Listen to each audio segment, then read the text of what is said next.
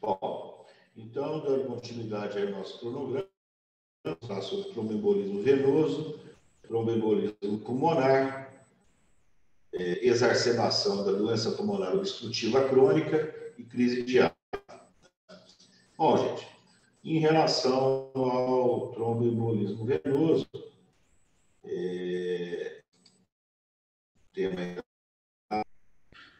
nós vamos começar a conversar exatamente a origem, né, do tromboembolismo venoso. Mas né, o quê? Que é a presença, a estase, tá certo? Sanguínea, que fica represada no continente do nosso organismo e que, por vezes, pode se fragmentar e pode migrar para alguma região, principalmente aí nos pulmões e demais áreas aí de região do lado, levando a desfechos mais graves, principalmente o tromboembolismo pulmonar. Né? Então, assim, só para vocês terem uma noção didática, nós temos o tromboembolismo venoso, que vai, eventualmente, levar à formação da trombose venosa profunda, tá bom? Né? Que é exatamente a formação do trombo, do coágulo, em veias profundas do nosso organismo. Preferencialmente, né, esse trombo venoso profundo, ele se localiza e tem sua formação nas veias profundas aí da perna, principalmente panturrilha, região de panturrilha, e na região pélvica, né, próximo ali, onde se formam principalmente nas multíparas e em mulheres aí mais predisposas, as varizes pélvicas. Dali, eles podem, por algum motivo, migrar, sair do seu sítio original e dar origem a um outro evento, né? Que, dependendo do tamanho e da magnitude da descarga de trombos, né? Vai formar aí o tromboembolismo pulmonar, que pode levar a quadros aí importantes de instabilidade hemodinâmica. O que leva à formação do trombo, de um modo geral? Sempre lembrem da tríade de Virchow, tá certo? O indivíduo ele tem potenciais causas de trombose, tá? Essas potenciais causas de trombose vão estar exatamente relacionadas com alterações na coagulabilidade sanguínea, tá? Às vezes, por exemplo, esse paciente ele é portador de uma trombofilia, né? Ele tem aí, por exemplo, uma alteração, vocês vão estudar isso em patologia, né? Ele tem aí uma alteração aí, por exemplo, na antitrombina 3, no fator 5 de Leiden, né? No fibrinogênio, na proteína C, na proteína S, que podem, eventualmente, expressar e levando a um estado de hipercoagulabilidade, tá certo? Outra potencial causa de trombose são as alterações na parede vascular, principalmente as microlesões, ocasionadas aí por quadros inflamatórios, eventualmente, por quadros aí de injúria vascular, ocasionada por fatores. E a própria estase, né? Ou seja, aquele sangue que fica parado numa determinada região, preferencialmente nessas regiões que eu disse anteriormente, né? De pernas, né? De membros inferiores e região pélvica, e dali eles podem, por algum motivo, se deslocarem e migrarem em direção principalmente aos pulmões. Né? Então, na coagulabilidade, no que diz respeito à coagulabilidade, nós vamos ter a elevação dos fatores de coagulação, como eu disse.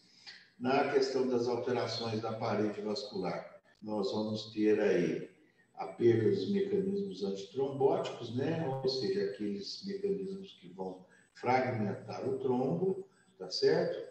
E no que diz respeito à estase, né? A imobilidade prolongada, principalmente, por exemplo, pacientes submetidos a grandes cirurgias, pós-operatórios demorados, pacientes aí em regime de tratamento semi-intensivo, entubado, em tratamento intensivo, que estejam intubados, imóveis, sob sedação.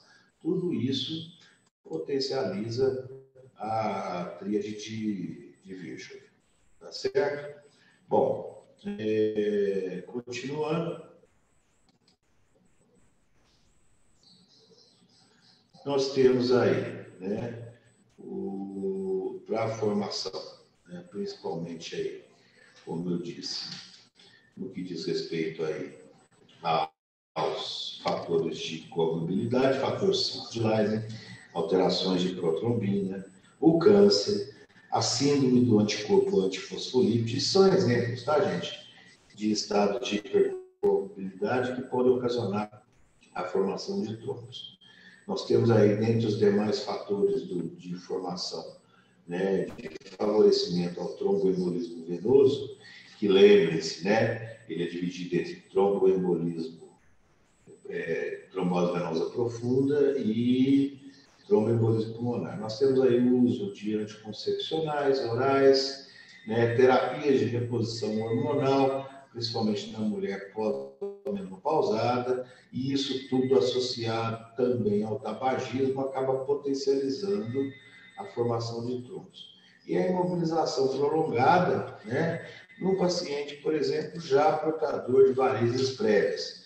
Tudo isso aí, né, pode levar a um quadro de tromboembolismo venoso e que vai originalmente, né, o sítio inicial, em sua maioria das vezes, se expressar clinicamente, como está aí nessa foto, né, a trombose venosa profunda, tá certo? Vocês veem aí como é que fica a perna, né, em relação à contralateral, ao normal, e realmente é isso que a gente observa, que a gente enxerga na admissão desse paciente portador, né, desse tromboembolismo venoso com sítio inicial em trombose venosa profunda. Né, você vê um aumento do diâmetro da perna, uma hipertenia generalizada, áreas de baixa perfusão já, expressão um pouco de cianose, um empastamento dessa panturrilha, um aumento, né, no edema contralateral dessa perna. Tudo isso é inicialmente a apresentação da trombose venosa profunda. Tá bom? Qual que é a principal localização da trombose venosa profunda? São os vasos distais, principalmente aqueles abaixo da veia poplítea, né? Eles podem se propagar para segmentos proximais, né? Subindo em direção aí à femoral, a ilíaca e a cava. As tromboses de veia cava, de ilíaca, elas acontecem, tá? Numa menor frequência, numa magnitude menor, mas elas são muito prevalentes, principalmente em pacientes portadores de neoplasias já invasivas, com grandes metástases, onde, né, a presença dessa neoplasia, ela deixa o paciente mais suscetível a ser um paciente, digamos assim, entre aspas, portador de um estado de hipercoagulabilidade. Tá bom? Quais são os sinais e sintomas da trombose venosa profunda? Principalmente, gente, dor à palpação e a dorsiflexão do pé, que a gente denomina de tá bom? Provavelmente o professor de semiologia, ele já que vai dar a parte vascular, ele deve explicar isso para vocês. E a dor à compressão da panturrilha, tá certo? Que é o sinal de Lowenberg. Então, guardem bem esses dois sinais quando os senhores e as senhoras estiverem tendo aí na disciplina de semiologia, né? A parte de avaliação, exame físico semiótico do aparelho cardiovascular.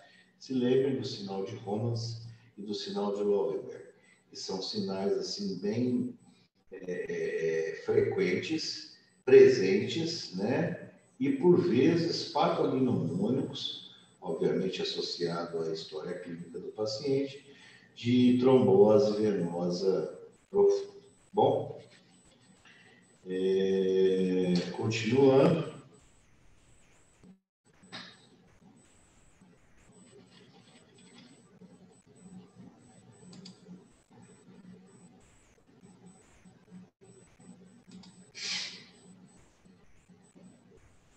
Tá aí Holmes, tá aí o Löwenberg, tá certo? Voltando o slide, que foi rápido.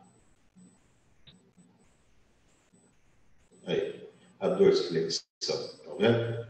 Quando você faz esse movimento na perna acometida, o paciente vai sentir muita dor, tá certo?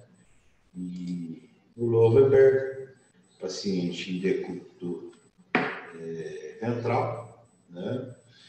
Você faz um ângulo de 90 graus com a perna, palpa a panturrilha e esse paciente vai expressar um quadro doloroso. E são dois sinais assim bem frequentes dentro da semiótica da avaliação e o estudo da trombose venosa profunda.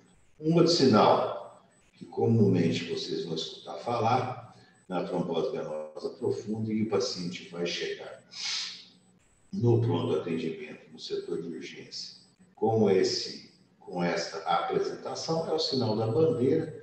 Vocês vejam aqui, né, a perna direita desse paciente edemaciada, aumento da circunferência em relação à perna normal. E quando você palpa as duas panturrilhas, vejam bem, a panturrilha da perna esquerda, né, faz a silhueta, ela é uma panturrilha mole, uma panturrilha mais flexível, e quando você vai fazendo a cometida, vejam aqui, ó, some, né, essa saliência, né, essa depressão, aliás, em relação do osso em relação ao músculo tríceps sural, tá certo? Agora vejam aqui o sinal da bandeira. Olha, é como se realmente fosse, né, um alargamento, é uma imagem mais uniforme, né, aonde não existe essa tendência mais flexível da por esse sinal da bandeira. E assim, a TVP, qual que é a principal complicação da trombose venosa profunda? Por que é importante nós identificarmos os pacientes que sejam portadores de trombose venosa profunda? Principalmente por dois motivos. Primeiro, para evitar o aparecimento do tromboembolismo pulmonar, aonde esse trombo ele vai migrar, ele vai desgarrar da região, principalmente ali das pernas, né, na região da panturrilha, onde ele é mais comum de acontecer, e pode se deslocar ao pulmão. E a outra coisa são as consequências, quando isso não ocorre, quando não ocorre esse deslocamento desse trombo, nós vamos ter aí a síndrome pós-trombótica, ou seja, aquela perna que vai ficar constantemente edemaciada, ela muda a tonalidade, o tom da pele, por vezes diminui a sensibilidade, por vezes fica mais suscetível, né? Como a drenagem linfática, o retorno venoso fica prejudicado em função da própria irritabilidade, alterações funcionais nas válvulas das veias profundas dos membros inferiores e principalmente do membro acometido, né? Essa perna ela pode ficar ali e ser mais suscetível ao aparecimento de varizes, né? De varizes de membros inferiores. Tudo isso, certo? Vai nos remeter a essas duas complicações, ao tromboembolismo pulmonar e a síndrome pós-trombótica.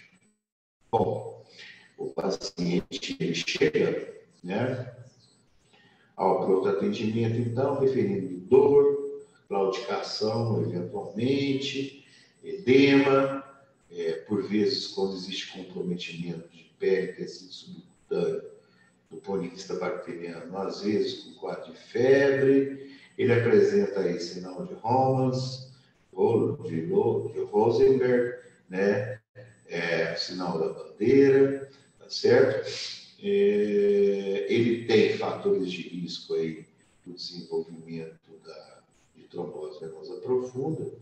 Então, você vai, a partir do momento que você identificou e tem uma alta suspeição que esse paciente possa estar fazendo, né, uma trombose venosa profunda, nós vamos aplicar, eu quero que vocês guardem bem esse critério, são os critérios de Wells para trombose venosa profunda, tá? É um critério que tem vários itens, tá bom?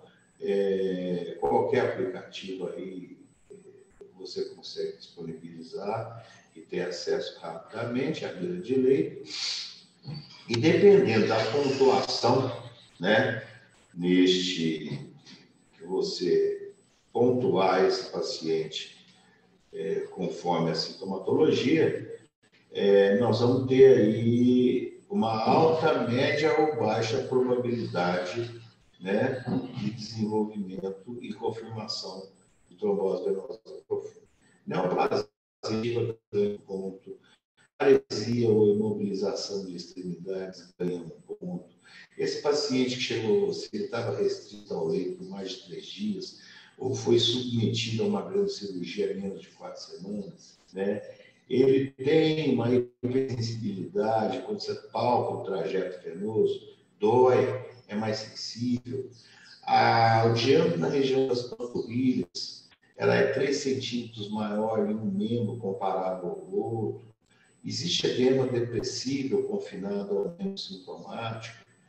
Ele possui veias superficiais colaterais não varicosas, né?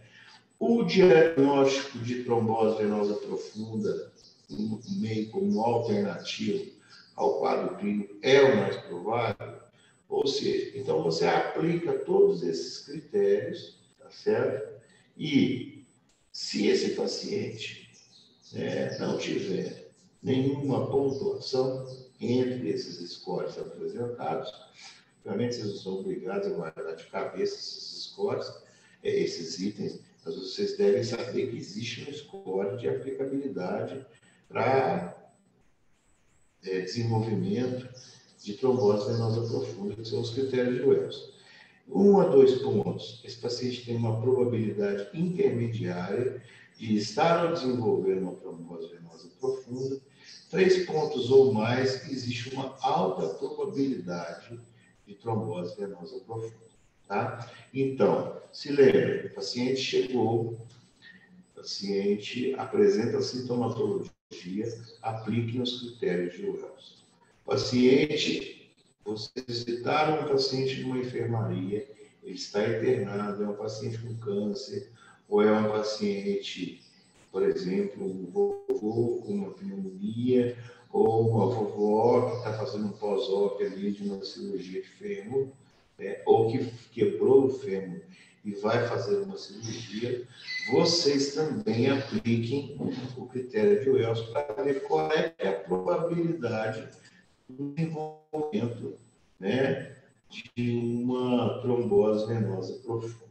Então, assim, do ponto de vista clínico, esse é o roteiro, é a sistemática que vocês devem utilizar, tá certo?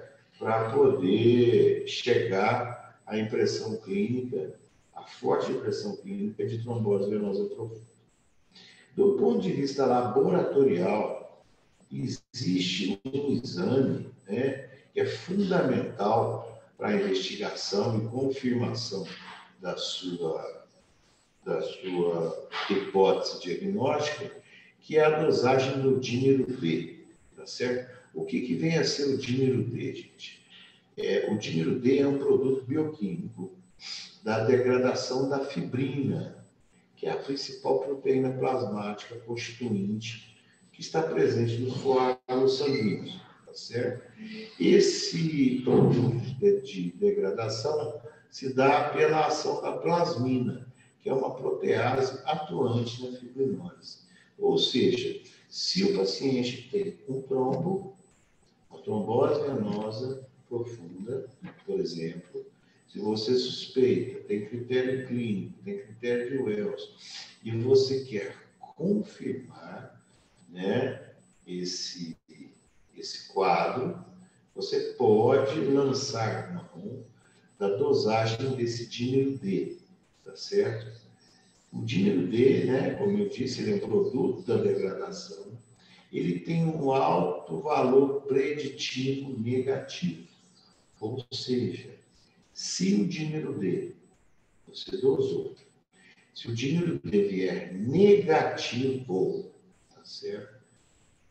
Exclui-se a trombose venosa profunda, ou até mesmo, como nós vamos ver lá, né, daqui a alguns slides, no tromboembolismo pulmonar. Agora, se ele é positivo, aí o seu julgamento clínico, com os dados semiológicos, com os dados do exame físico, com a aplicabilidade dos scores de Wells, eventualmente você pode afirmar e até mesmo iniciar o tratamento da trombose venosa profunda, que basicamente é a anticoagulação, certo? De posse desse resultado. Lembrando que é um exame com alto valor preditivo negativo. Se vem negativo, mesmo que tenha cara cheia de cor de trombose, mas sendo um laboratório confiável, um método confiável, uma coleta confiável, eventualmente pode até ser repetida a dosagem, você não está diante de um quadro de trombose venosa profunda. Porém, se vem positivo, né, aí, dentro do quadro clínico, existe uma grande possibilidade que você tenha que iniciar o tratamento, tá? Mas lembrando que existem outras variantes dentro da interpretação da positividade do dímero que necessariamente não vai se traduzir numa trombose venosa profunda. Um outro, do ponto de vista laboratorial, é isso, em termos de importância de exame. Isso para a fase aguda, tá, gente? Depois, obviamente, se é suspeita de uma trombofilia, você vai dosar lá os fatores relacionados às trombofilias, como eu disse, fator 5, antitrombina, proteína C, proteína S, fator 5, anticoagulante lúpico, né? Se você suspeita aí de um uso excessivo de hormônio, se a paciente está em DRH, você vai fazer as devidas dosagens, enfim. Mas para a parte prática e aguda relacionada ao início do seu tratamento, se você dispuser do dímero, já é suficiente. Um outro exemplo que você pode fazer também à beira de leito, quando você está ali atendendo o seu paciente, é exatamente a ultrassonografia, né, que é o duplex scan, né, Doppler venoso de membros inferiores. O que você vai enxergar? Principalmente na região da raiz da coxa para baixo. Você vai enxergar as grandes veias e a presença de diminuição da luz dessas veias, preenchida, como está aqui no slide, por um material mais hiperacogênico, um material que deixa as paredes mais irregulares. Olha só, a parede desse vaso em relação a esse. E isso aqui é aliado à interpretação Doppler, que não vem ao caso aqui, você tem obrigação de saber isso agora, vai fornecer subsídios ao ultrassonografista experiente ou ao radiologista que estiver fazendo o exame para confirmar a presença, né, da falha de enchimento e a presença do trombo intraluminal, que caracteriza a trombose venosa profunda. Então, pilares. Primeiro, avaliação clínica, exame físico, os 3 sinais importantes. Dosagem do dímero D, exame complementar de imagem e ultrassonografia Doppler, né, que é o duplex scan venoso. Isso tudo vai fortalecendo e substanciando cada vez mais a nossa hipótese, né, de trombose venosa profunda. Qual que é a base do tratamento? É óbvio, né, gente? O paciente chegou no atendimento, é aquela velha história, você vai, dependendo da apresentação, da intensidade e do quadro clínico, você vai deixar esse paciente monitorizado, você vai obter um acesso venoso, se for o caso, se tiver com desconforto, dispneia, queda de saturação, você vai colocar um oxigênio suplementar para ele, através de catéter, de máscara, enfim. Mas a base do tratamento, tá certo? É a analgesia, porque TVP dói muito. Normalmente, aí, derivados opioides, como, por exemplo, codeína, como, por exemplo, tramadol, como, por exemplo, morfina, tá certo? Cada qual com as suas indicações e contraindicações. Tratar as complicações decorrentes dessa trombose venosa profunda, como eu falei lá nos primeiros slides, se tiver algum quadro infeccioso de origem bacteriana, como, por exemplo, uma erisipela, uma tromboflebite, você já vai tratar, vai utilizar um antibiótico. Tratar a causa identificada, por exemplo, o paciente desenvolveu uma TVP em função, suponhamos, de uma neoplasia. Ver se esse doente já está em regime de quimioterapia, se está sendo estadiado, enfim. Né? Se esse paciente tiver uma imobilização prolongada, cuidar para depois fazer aí as medidas, né, de prevenção e profilaxia para a TEV, né, tromboembolismo venoso. E, por último, né, dentre os pilares aí básicos do tratamento da trombose venosa profunda, a anticoagulação. O que nós vamos fazer? Basicamente, o que nós vamos utilizar? Nas fases agudas, nós vamos fazer a anticoagulação plena desse paciente com o uso de heparina, na maioria das vezes heparina de baixo peso molecular, tá certo? Eventualmente heparina não fracionada em bomba de infusão contínua, mas isso assim, eu estou colocando para vocês como detalhes, né? Visto que ainda não é o momento de vocês saberem sequer as doses aí, tá? Mas lembrando que no ambiente hospitalar usaremos as heparinas, tá certo? E uma vez o paciente estando de alta, ele vai para casa com anticoagulantes orais, ou os do tipo tumarínicos, são os mais comuns e mais baratos, porém eles necessitam de um controle muito mais rigoroso laboratorial para se atingir, né, um índice, um INR, né, em torno de mais ou menos 2,5 vezes o valor de sua referência, ou utilizamos um anticoagulante desses mais modernos, os inibidores do fator 10, né, como, por exemplo, o Xarelto, Eliquis, né, que são mais eficazes e não necessitam de tanto controle laboratorial para ver se realmente o paciente encontra esse anticoagulante. Tá bom?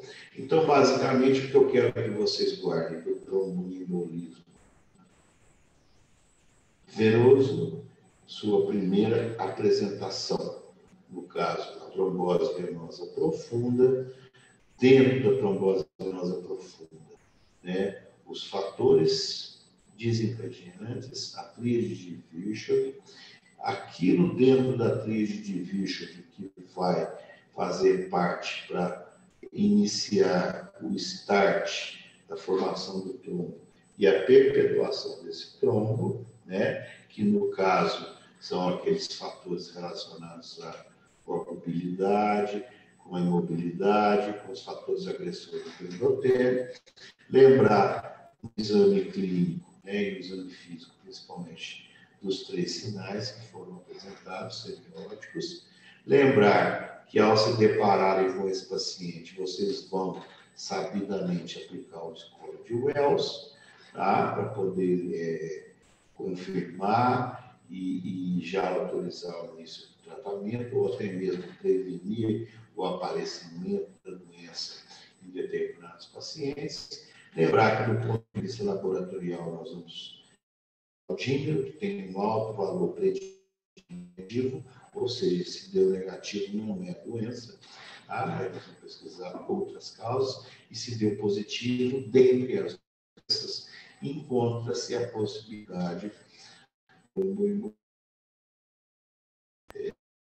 representado pela TVP. Tá certo? Lembra que o tratamento vão estar relacionados à analgesia, identificação da causa primária, tá certo? E anticoagulação. Ok? Então, isso é o que eu tinha para falar sobre trombose venosa profunda. Dando continuidade, a gente vai falar sobre uma consequência, né? Trombose venosa profunda, né? Decorrente de uma TEV, que é um tromboembolismo venoso.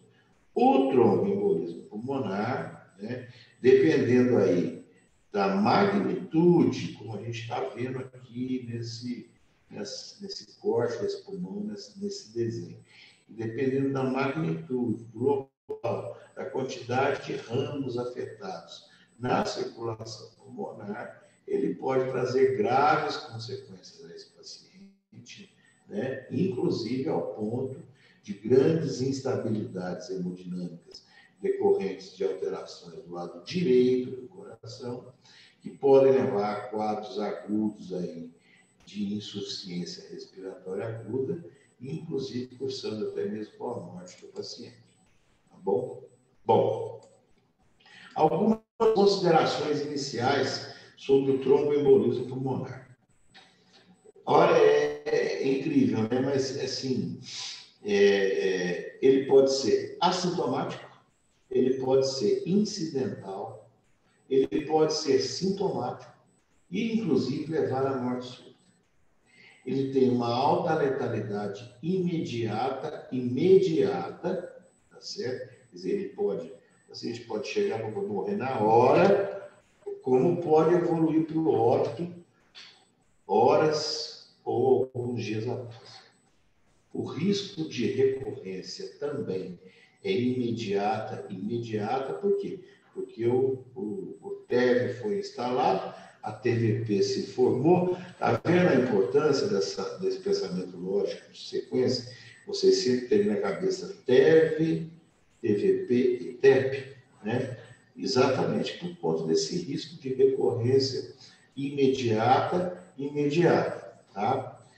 Não tem quadro clínico patognomônico, ou seja, as apresentações são as mais exuberantes, não existe nada pontual no que diz respeito ao quadro clínico, muito pelo contrário, inclusive, às vezes ele trunca o diagnóstico com uma série de outras patologias. O diagnóstico não é clínico, né, como eu acabei de falar, tá certo? Você sugere, mas nunca tem a certeza. O diagnóstico definitivo do tromboembolismo pulmonar, o TEP, ele exige comprovação por imagem. Você vai ter que fazer algum tipo de exame de imagem, como nós vamos ver aí nos próximos slides, que realmente vai confirmar a presença, né, do tromboembolismo pulmonar. Pode acontecer, pessoal, e isso realmente não é novidade, tá? Pode acontecer de não se chegar ao diagnóstico final de tromboembolismo pulmonar. Você pesquisou,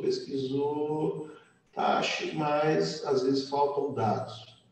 E nesse caso vai haver um bom senso de que tipo de tratamento vai ser instituído, né? Medicina não é uma ciência exata, de 2 mais 2 é 4. Pode ser 3,5, pode ser 4,2, pode ser 4,8, né?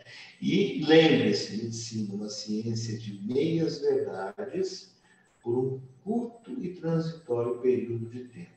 O que era, em verdade, no século passado, no século retrasado, hoje são verdades, tá certo?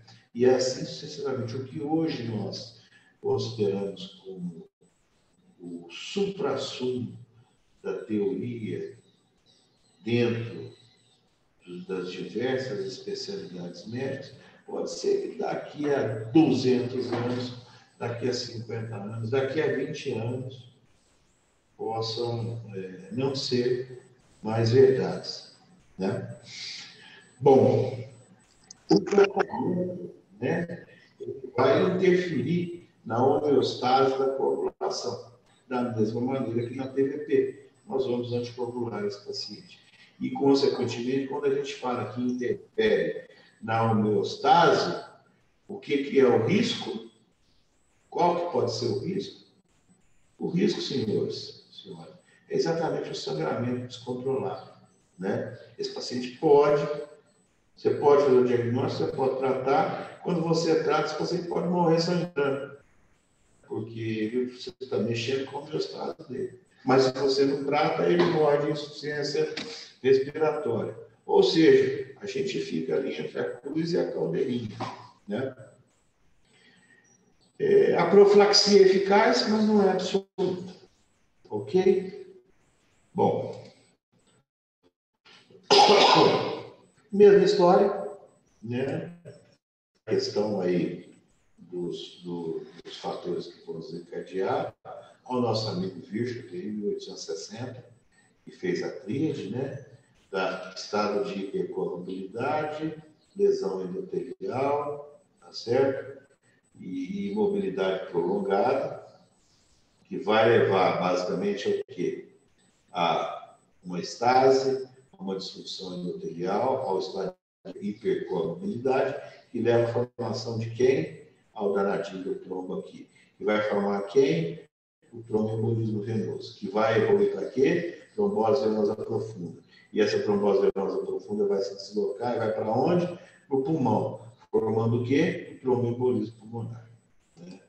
Então, basicamente é isso. Não tem que ficar pensando em muita outra coisa. Só relembrando, né? Isso já foi colocado no início dessa aula, os primeiros slides, estase venosa, imobilização, pressão local, obstrução por uma insuficiência cardíaca direita, congestiva, um quadro de desidratação, as lesões de parede vascular, né? Os traumas constantes, as inflamações pelas flebites, as tromboses anteriores, os estados de hipercoagulabilidade em decorrência de resposta ao trauma, cirurgia, gravidez, a presença do câncer, ao uso de estrogênios, contraceptivos, reposições hormonais, estados hemofílicos.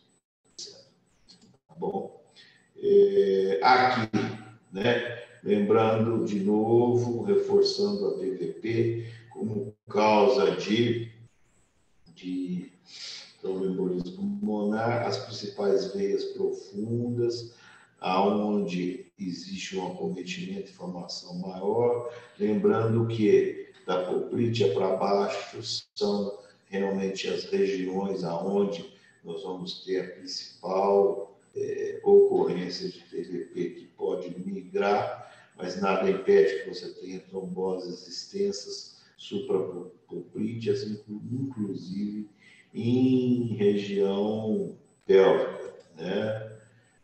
Aqui um exemplo, por exemplo, de varizes pélvicas, você vê aqui, ó, um útero completamente irrigado, composto por varizes, que vão levar uma sobrecarga, principalmente aqui do lado esquerdo da foto, uma sobrecarga no sistema de drenagem, tá certo? Que vai fazer com que a válvula, né, dessas veias profundas se torne incompetente, levando a uma estase, acúmulo, irritação do endotélio, migração do trombo.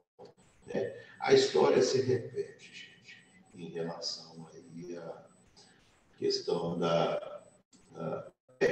do tromboembolismo venoso. Bom, mas, enfim, diferentemente da TVP, da trombose venosa profunda, aonde nós não observamos aí uma alta mortalidade ou um risco de morte iminente. Diferentemente disso, em função da magnitude do leito vascular pulmonar e das implicações do lado direito do coração, os tromboembolismos pulmonares submaciços e maciços, eles andam junto com o nosso conhecido aqui, né? O homem da foice, a morte. Em função do quê? Basicamente de 12 mecanismos, né, que ocorrem, né? Na realidade, ficou errado esse quadro de baixo, seria a oclusão abrupta da artéria pulmonar, né? E aqui embaixo, onde vocês veem oclusão abrupta da artéria pulmonar, nós vamos ver aqui um corpo pulmonar agudo, tá? Isso, né, oclusão abrupta, leva a quadros importantes aí de hipoxemia. E o corpo pulmonar agudo, que leva a quadros importantes de instabilidade hemodinâmica, vão contribuir para a alta mortalidade, tá certo? Que pode acontecer no paciente que está sendo vítima de um evento embólico tipo tromboembolismo pulmonar. Basicamente, você vai ter o quê? Uma obstrução pré-capilar, tá certo? Onde aquele trombo chega na região pulmonar. Isso leva a uma diminuição na disponibilidade de leito vascular, aumenta-se a resistência vascular desse território vascular pulmonar, tá certo? Isso faz com que a pressão na artéria pulmonar se amplifique de uma maneira muito grande, levando ao quê? Ela vai se amplificar e vai cair lá no VD, né? Ela vai amplificar e vai sobrecarregar, principalmente quem? O direito, tá certo? Você vai ter uma sobrecarga no ventrículo direito. Essa sobrecarga leva ao quê? A uma disfunção sistólica e nas pressões de enchimento desse ventrículo direito, que vai se repetir no lado esquerdo do coração, reduzindo a pré-carga do ventrículo esquerdo, lesando o miocárdio, liberando aí, umas enzimas de necrose que nós já estudamos, que é a troponina, dilatando o ventrículo, lembrem do choque cardiogênico, da dosagem, né? E quando dilata o ventrículo, vai acabar, em última análise, também liberando o vertigem natriurético do tipo B, ou seja, o ProBNP vai aumentar, tá certo? Então, basicamente, essa é a fisiopatologia do tromboembolismo pulmonar, que pode aí fazer com que nós tenhamos aí desfechos bem desfavoráveis, tá certo? Bom, o que acontece? Quanto maior o espaço morto-alveolar, em função da microoclusão, né, do território do leito vascular pulmonar pelos trombos que se fragmentaram e, digamos assim, enxuveiraram o pulmão, né, você vai ter uma diminuição no volume pulmonar. Você vai ter o quê? Uma desuniformidade, uma alteração um princípio básico, como nós estudamos em insuficiência respiratória aguda, que é uma alteração na ventilação-perfusão, uma alteração do VQ. E vocês se lembram lá na aula de insuficiência respiratória aguda, que nós estudamos o gradiente alvéolo arterial, quer dizer, isso aí vai fazer com que aconteça o quê? Uma diminuição da pressão arterial de oxigênio. E lembrando lá dos distúrbios intraeletrolíticos e ácido básicos, na interpretação da gasometria arterial, quando nós temos uma PaO2 menor que 60, nós estamos diante do que, pessoal? De uma insuficiência respiratória pulmonar aguda tipo 1, hipoxêmia. Está vendo como cada aula, cada item é interligado? Por isso que eu falei, a gente divide a prova, sim, em termos de conteúdo, mas vocês têm que ter essa noção sempre na cabeça de vocês, tá? E aí, quando você acaba diminuindo a PaO2 em função dessa oclusão, né, do leito vascular pulmonar, e leva a um quadro de uma hipoxemia expressado na diminuição da PaO2, o que você faz? Você começa a hiperventilar. Quando você hiperventila, você vai fazer o quê? Você vai diminuir a pressão parcial de gás carbônico. Tá? Vocês se lembram do valor normal dentro de uma gasometria, da pressão parcial de gás carbônico, uma gasometria arterial, de 35 a 45 milímetros. Às vezes você pega um paciente com uma PaO2 aí de 50, uma PaCO2 aí, por exemplo, de 18. E isso leva o quê? Essa diminuição na PaCO2 em decorrência da hiperventilação, ocasionada pela desuniformidade da ventilação-perfusão. Um aumento nas resistências das vias aéreas, que vai diminuir muito a complacência pulmonar, principalmente a complacência estática, tá certo? Ou seja, esse pulmão ele vai ter uma arquitetura pouco eficiente no sentido mecânico de absorção dos gases aí dentro do ambiente, certo? Principalmente o oxigênio. Então, assim, essa é uma das consequências. Por isso que essa doença, que é o tromboembolismo pulmonar, agudo, maciço ou submaciço, ele tem um alto índice de mortalidade, né? Então, vamos lá, só para dar sequência e validar o que eu falei. TEP aguda maciça, insuficiência ventricular direita aguda, redução do volume sistólico, redução do débito cardíaco, hipotensão, síncope, PCR. Vocês se lembram lá, né? Olha aí, mais uma coisa importante. No quadro, quando nós estudamos suporte avançado de vida, nós estudamos lá PCR em atividade elétrica sem pulso, e nós dizíamos que existem os Hs e os Ts. Vocês se lembram que dentro de um dos Ts, nós tínhamos exatamente tromboembolismo pulmonar? É isso ali, ó. É isso que acontece. Por isso que o indivíduo entra em AESP, em atividade elétrica sem pulso, tá certo?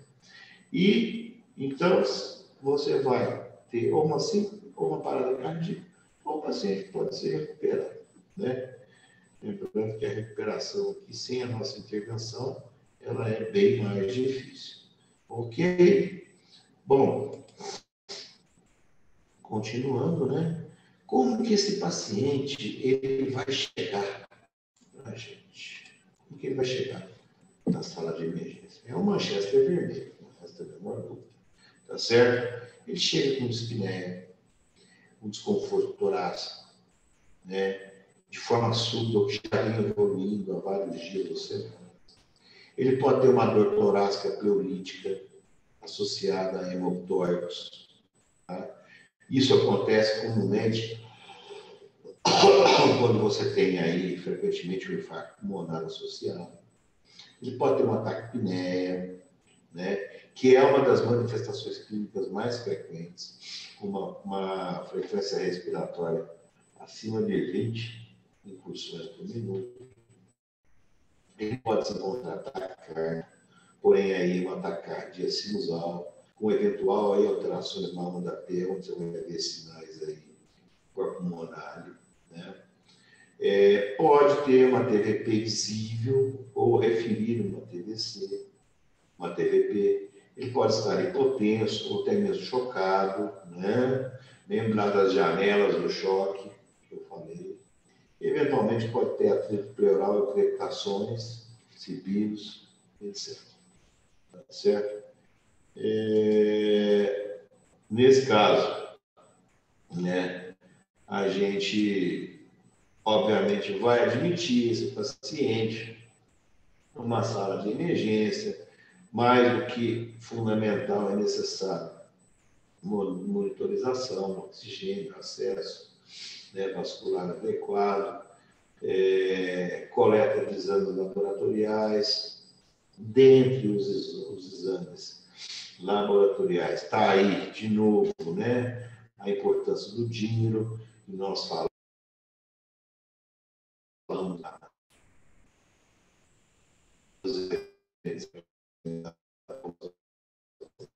Tá certo? Eu não vou repetir a importância aí do dímero, tá certo? Mas é um dano que deve ser nos ajudar em determinados scores. Do ponto de vista eletrocardiográfico, tá certo? O que nós vamos ter, né, em termos de importância, por exemplo, né, que é um sinal eletrocardiográfico característico de disfunção do lado direito do coração, um desvio agudo do eixo para a direita, mas que eventualmente não aparece muito. Mas seria aí a presença, né, da seguinte expressão dentro do eletrocardiograma: presença de S1, Q3, T3, associado à inversão de onda T em V1, V2, V3, V4, V5, V6. Tá certo? Normalmente isso caracteriza a presença de um quadro de tromboembolismo pulmonar, um desvio agudo do eixo para a direita do coração. Isso aqui vocês vão aprender com calma, né, na disciplina de cardiologia, dentro da clínica médica. Mas se lembrem, isso é questão de resistência médica, uma série de coisas, que é a manifestação eletrocardiográfica mais importante na identificação do TEP, apesar de não ser muito constante, né? É o S1, Q3, T3, inversão de onda T de V1 a V4, pelo menos. Tá bom? Bom, dando continuidade, né? O que nós vamos observar no raio-x de tórax? É um exame que, consequentemente, pode nos trazer muitas informações num quadro de insuficiência respiratória aguda sob investigação com alta suspeita clínica de tromboembolismo pulmonar, dependendo da magnitude desse TEP e dependendo do tempo de evolução, nós vamos ter aí a presença de uma imagem, né, sugestiva de infarto pulmonar e a presença da oligoemia focal, que é uma atelectasia laminar que a gente observa, tá certo? Na extensão do pulmão acometido. Como é que você vê essa atelectasia? Você vê exatamente uma área de hipotransparência maior, próxima às costelas e próxima à região onde se desenvolveu a imagem compatível com o infarto pulmonar. E você vai além da oligoemia, né, dentro do raio-x de tórax, você vai ver as densidades periféricas em forma de cunha, onde a gente está vendo aqui, né, uma grande cunha, que mostra aí que corrobora e nos ajuda no diagnóstico aí do evento de tromboembolismo pulmonar, tá bom? Não resta a menor dúvida que, como eu disse lá no começo da aula de tromboembolismo pulmonar, o exame laboratorial o exame de imagem é fundamental para se fechar o diagnóstico. E dentre todos os exames de imagem, o mais importante e o que realmente hoje seria, né, o gold standard, tá certo? Para a confirmação do exame, e principalmente para a gente ver a magnitude desse tromboembolismo, é a angiotomografia de tórax, né? Com o estudo dos vasos pulmonares, tá certo? É o que a gente chama de tomografia com protocolo PATEP. O que vai apresentar nesse protocolo? Basicamente, defeitos de enchimento, aonde? Principalmente no tronco da pulmonar, nos ramos das pulmonares e na circulação pulmonar periférica, tá certo? Você pode ter defeitos de enchimento. Olha aqui, ó. Tudo que está branco está preenchido de contraste, tá, gente? Olha aqui. Aqui não preencheu no tronco da pulmonar, tá? VD, VE, aqui. Olha aqui, não preencheu. Significa que tem o que aqui? Alguma coisa obstrutiva. O que nesse caso? Um trombo. Tá? Olha para você, uma oclusão maciça. Olha aqui o pulmão contralateral, praticamente não vai contraste. Então, esse é o exame de eleição. Suspeitou, atendeu, primeiro atendimento, está tratando, se possível, realização de angiotomografia. Não são todos os hospitais que têm tomógrafo que consigam fazer isso, mas, se tiver, deve ser feito. Tá? Um outro exame também nos ajuda muito, principalmente quando nós não temos aí a possibilidade da realização da tomografia computadorizada, né, com o protocolo de TEP, é a realização do ecocardiograma à beira de leito, tá certo? Onde nós vamos observar o quê? Do lado direito, aí a gente vê um ventrículo direito mais dilatado, um desvio do septo interventricular para o lado do ventrículo esquerdo, um aumento nas dimensões do ato direito, tá certo? Olha que tamanho de ato direito, né? E são sinais de estiramento, de disfunção ventricular direita aguda, tá certo? Associado a todo o quadro clínico, com a alta probabilidade de TEV, né? E, uma vez, da mesma maneira que existem os scores de Wells para trombose venosa profunda, nós vamos ter uma quantificação de score para tromboembolismo pulmonar. E aí, né, consequentemente, com base nisso tudo, a gente está autorizado a iniciar o tratamento. É o score de Wells também, só que é o score de Wells que a gente utiliza não para TVP, mas sim para TEP. O que nós vamos ter? Mesma coisa, a pontuação e vários itens. Não precisam decorar isso agora, quero que vocês saibam. Estão diante do quadro de TVP, score de Wells para TVP. Estão diante de uma suspeita de um quadro de TEP, score de Wells para TEP. Suspeita de tromboembolismo venoso, 3 pontos. Alternativa menos provável de embolismo pulmonar, 3 pontos. Frequência cardíaca maior que 6, 1,5. Imobilização ou cirurgia nas placêmias anteriores, 1,5 pontos. Hemoptise, 1 ponto. Malignidade, 1 ponto. E aí nós temos a probabilidade. De 0 a 2, 3,6%. Uma baixa probabilidade.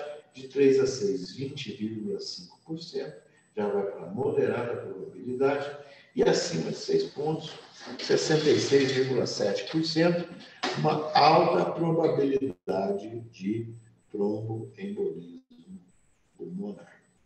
Tá bom, meus amigos? Bom, uma vez, aqui mental também, vocês devem saber que existe esse score. Tá? Uma vez feito a avaliação clínica do doente, suspeitou-se de tromboembolismo pulmonar, aplicou-se os scores de Wells, existe uma média baixa ou alta probabilidade. Nós vamos aplicar, tá, o outro score, que ele é né, abreviado sobre PERC, tá? Que é o pulmonar embolismo rule of critério for predicting probabilidade of pulmonar embolismo em pacientes com uma baixa probabilidade. Então, você aplicou o score de Wells. Tem lá baixa probabilidade, mas você ainda está suspeitando que esse paciente possa estar fazendo TEP. Você não possui uma tomografia disponível no momento, você não tem um eletrocardiograma com S1T3T3, inversão de linha V4, de onda D, você não tem um ecocardiograma que está mostrando um corpo pulmonar agudo, você aplicou o score de Wells, deu baixa probabilidade, você aplica o PERC, que é esse outro score. Também não precisa decorar, mas saiba que a sequência deve ser essa. Idade menor que 50, início, né, na hora que ele chegou para você no pronto-socorro, com batimentos aí abaixo de 100, saturação maior que 94, não existe edema unilateral, não tem ruptismo, não tem cirurgia ou histórico de trauma 4 semanas, não tem histórico de tromboembolismo, não usa estrogênio. Ou seja, realmente, se ele preenche tudo como não critério, tá certo? Associado a um Wells de baixa probabilidade, realmente você pode ficar tranquilo e vai procurar outra causa. Na maioria das vezes, a pneumonia aí que os pacientes podem estar fazendo. Agora, se ele apresentar um score, né, se ele apresentar a pontuação de pelo menos um item, esse paciente ele é altamente sugestivo de estar desenvolvendo aí um quadro de tromboembolismo pulmonar. Ou seja, então o PERC ele vem para nos auxiliar e corroborar ou não a nossa hipótese diagnóstica após a avaliação clínica e a aplicação dos scores de Wells.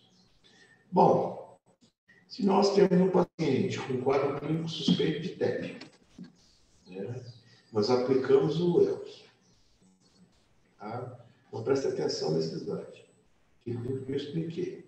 O paciente chegou, dor torácica, hemoptise, dispneia, taquicardia, né? Enfim, fazia uso de anticoncepcional, fumava, etc, etc. Nós aplicamos o Wells, o score de Wells. O paciente tem baixa probabilidade por Wells, tá certo?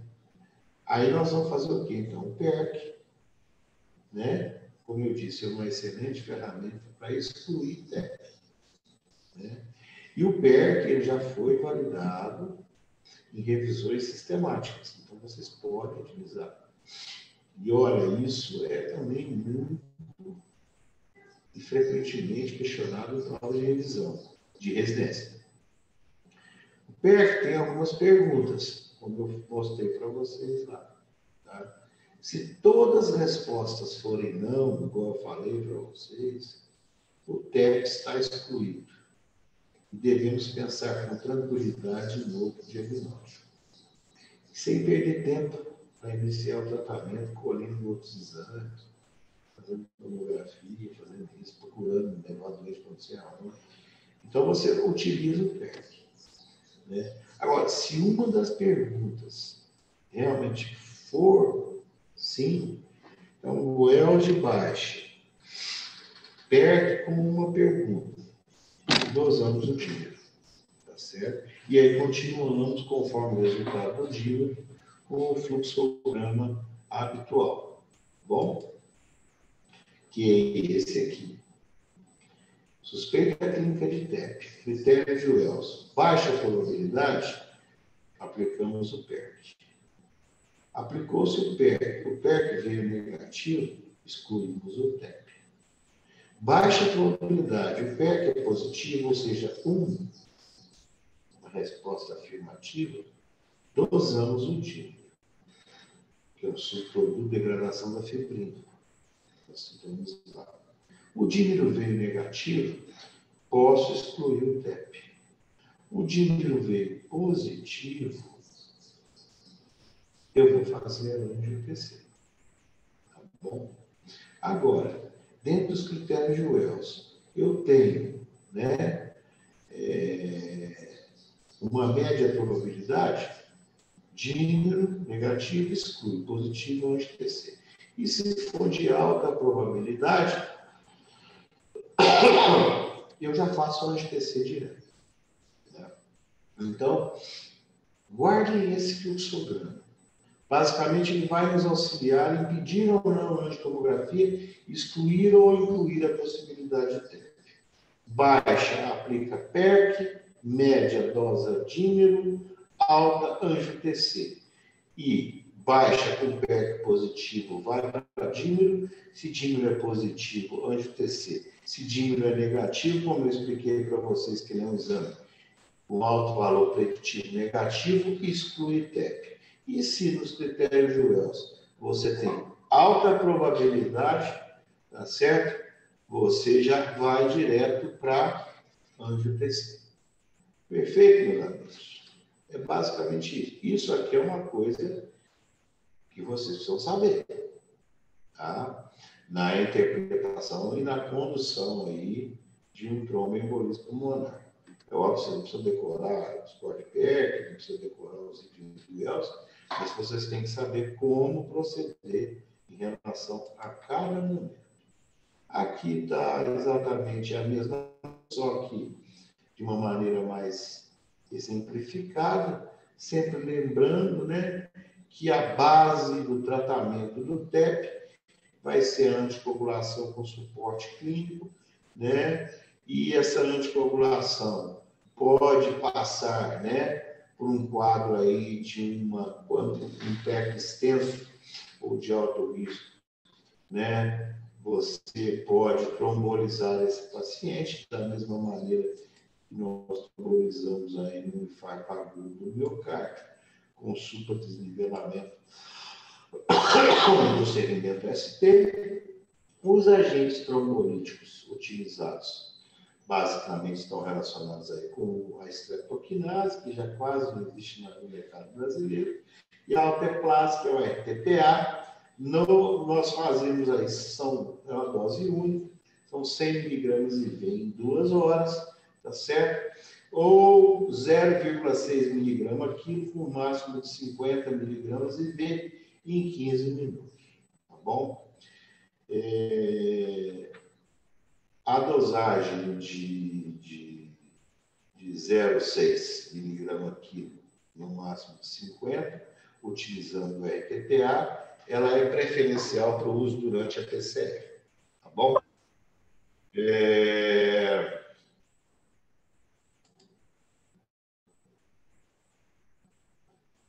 Se, né, no caso, a fibrinólise é contraindicada por algum daqueles critérios clássicos, né, de contraindicações absolutas e relativas, né, que a gente já estudou em trombólise no infarto, né, você pode optar pela heparinização plena, com heparina de baixo peso ou não fracionada, tá certo? E a partir do momento que você começa a anticoagular o seu paciente, a gente começa já a utilizar um anticoagulante oral concomitante à terapia parenteral, que no caso pode ser um daqueles dois que eu disse, né, para TVP, um cumarínico ou um inibidor do fator 10A. Tá bom? Isso aí vocês não precisam saber a dose nem o nome comercial por enquanto. E agora, gente, vamos fazer uma pausa para o nosso café, para a gente aí dar continuidade com asma